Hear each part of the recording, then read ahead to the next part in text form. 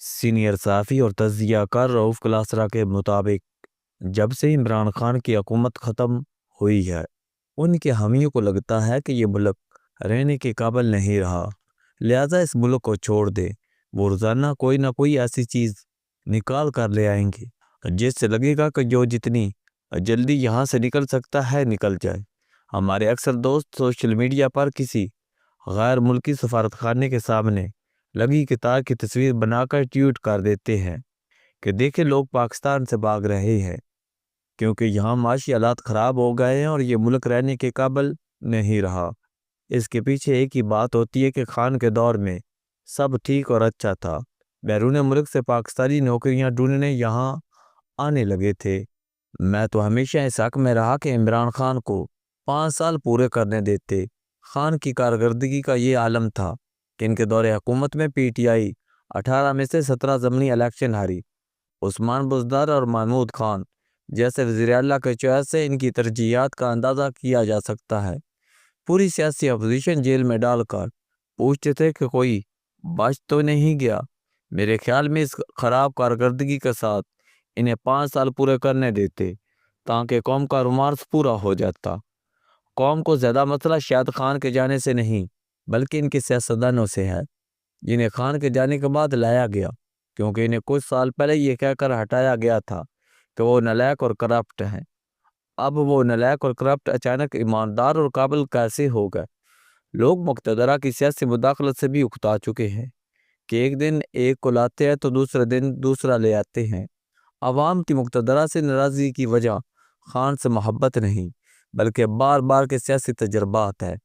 ان تجربات نے ملک کو معاشی طور پر کمزور کیا جس کی وجہ سے لوگ اب ملک چھوڑ رہے ہیں۔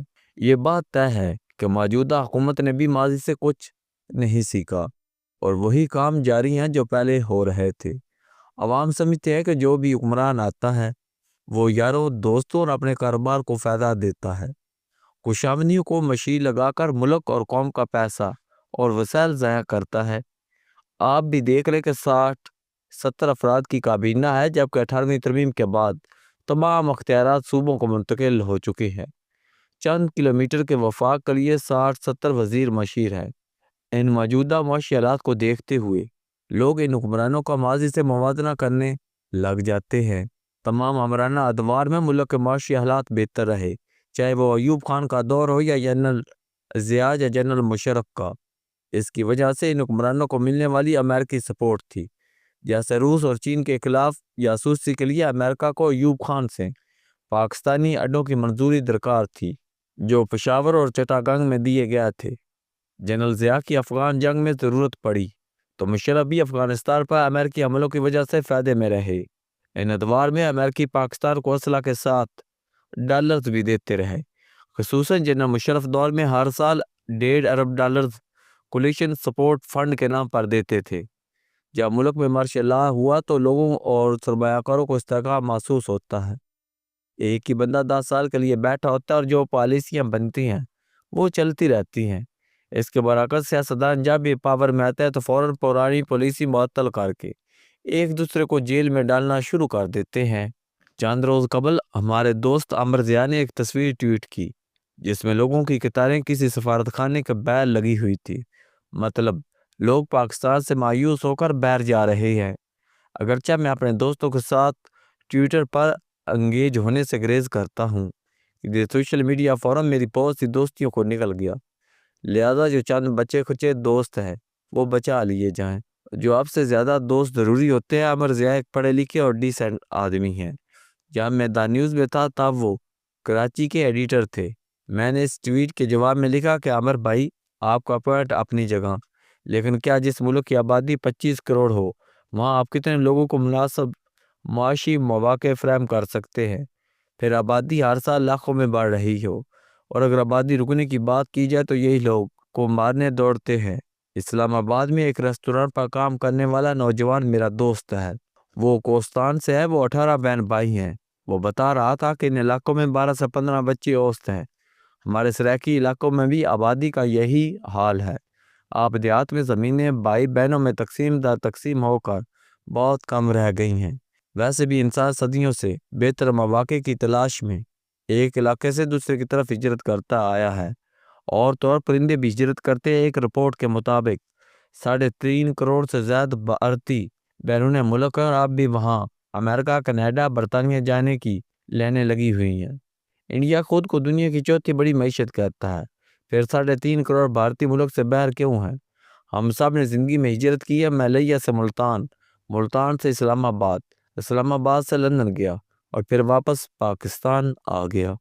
انسان ہجرت نہ کرتا تو یہاں تک نہ پہنچتا، یہاں پہنچا ہوا ہے۔ کسی دور میں ہجرت نہیں ہوئی یا لوگ اپنا ملک وطن چھوڑ کر دوسرے شہروں ملکوں کو نہیں گئے۔ اگر یہ اصول اپنا لیا جاتا تو پھر آج امریکہ اور آسٹریلیا کا وجود نہ ہوتا۔ امریکہ تو مہاجروں کا ملک ہے۔ انگریز یورپ سے نکلے اور پوری دنیا پر حکومت کی، تاجر بن کر آئے اور ہندوستان پر قبضہ کر لیا، وہ بھی ہجرت کی شکل تھی۔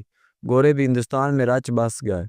خوشحال قوموں ڈیولپ انسانی آبادیوں پر پہاڑوں یا صحرا سے اترے قبائل نے جنگی حملے اور قبضے کیے اور وہیں سیٹل ہو گئے۔ وہ بھی ہجرت کی ایک شکل تھی کہ ان کے پاس معاشی وسائل کم تھے۔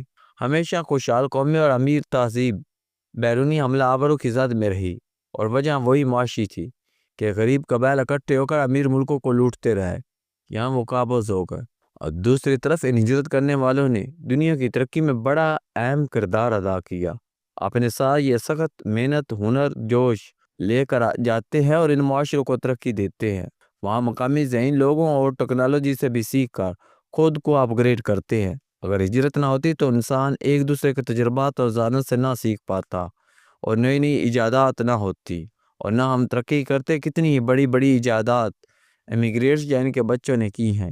ان ہجرت کرنے والوں نے کراس میرج سے ذہین نسلیں پیدا کی۔ ایک جگہ رہ کر انسان ایک ہی سانجے میں ڈل جاتے ہیں۔ مذہبی طور پر بھی دیکھیں تو پیغمبر تک ہجرت کرتے رہے ہیں۔ ہمارے رسول پاک صلی اللہ علیہ وآلہ وسلم ہو یا حضرت موسیٰ علیہ السلام، جو اپنی قوم کو فرعون کے چنگل سے نکال کر پرامس لینڈ کے لیے مصر چھوڑ گئے تھے، اور صحرا کا رخ کیا تو انہیں دریا نیل کے خوشحال مصر سے بہتر چوائس لگتا تھا۔ ہر انسان کے اندر اپنا اپنا ایک پرامس لینڈ ہے، جو اسے یہاں نہیں ڈھونڈ پاتے تو وہ کہیں اور جا کر ڈھونڈتے ہیں۔ واسکو ڈے گاما یا کولمبس بھی باہر نکلے، ہجرت کی تو نئی دنیا تلاش کر لے۔ جہاں آج سب جانے کے لیے ساتھ دھڑ کی بازی لگاتے ہیں، ان سب کو اپنی اپنی دنیا تلاش کرنے دے۔ ہجرت ہمیشہ خوشحالی اور ترقی لاتی ہے۔